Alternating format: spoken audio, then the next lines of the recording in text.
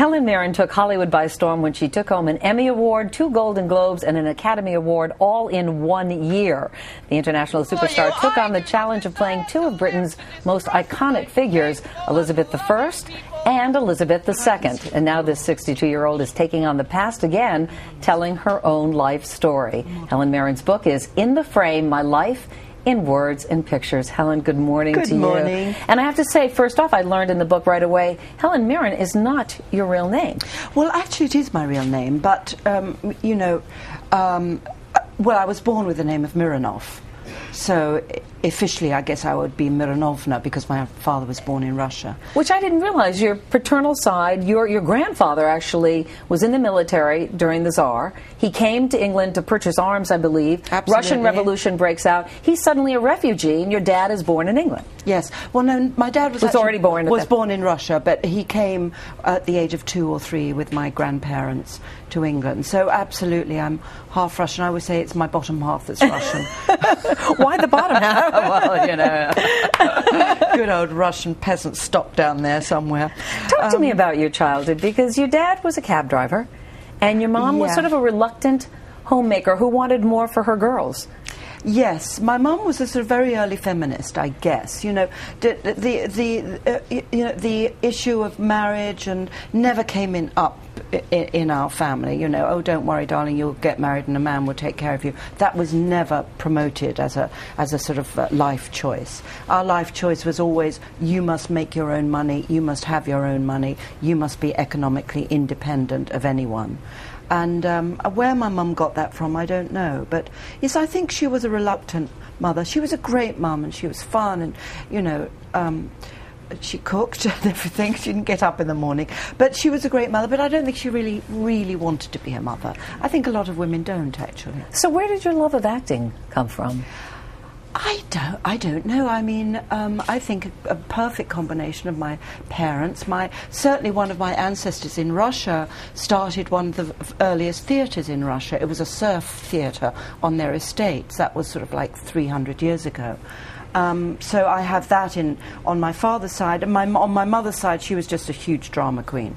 So, you know. And yet you write in your book, even now, my relationship with the audience is ambivalent. I am vaguely embarrassed by the idea of being looked at. Yes, yes. Actors don't. Not all actors act to be looked at all. They act to sort of disappear into something.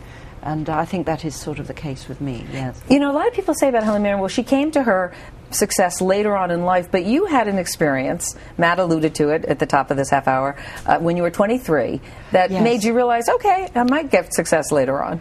Well, yes, I was very confused at the age of 23. I think the 20s are a very difficult time, actually, much more difficult than your teens. You don't know whether your dreams are going to come true or not. Suddenly reality strikes you in the face, and you've got to deal with life and all its difficulties. And I was very unhappy and confused, and I went to a shrink first, and that didn't work out for various reasons that I describe in the book.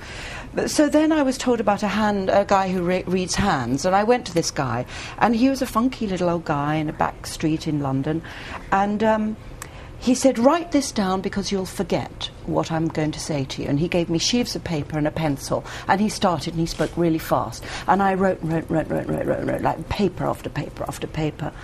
And I walked out of there and I had this huge sheaf of papers. He was absolutely right. I could hardly remember a word he'd said. But my whole life, as it was to be revealed, was there in these papers. And I looked at them and I thought, you know what, I don't want to know. I don't want to know. I want my life to be an adventure and a surprise. And I found the first rubbish bin I could find, trash can, as you say, and I threw it into the trash can. But I did remember one thing that he said, and he said, you will achieve fame and fortune, but it won't happen until you're in your 40s. And you certainly did. I mean, boy, and we know you here in this country really as the queen. That's how everybody thinks of you. But no, before you knew me as Jane Tennyson, remember? Well, that's true, too. I went from being the police detective to the Queen. You know, right. Quite a good but I'm looking through the book, and I can't even show these pictures. You know this picture. Yes. Yeah, yes. hello. Yes. Very, very racy pictures of a young woman. I lived with a wonderful photographer for 4 years, and we did erotic photographic work together, and that's some of it. But you've always been comfortable, too, in film with nudity. It's never been a big deal? No, I was never comfortable. It's no? never comfortable to have you to be the only person on a set of 140 people who are mostly men, and to be the only person with your clothes off. That's never a very comfortable situation. But I've dealt with it and sort of got on with it, you know.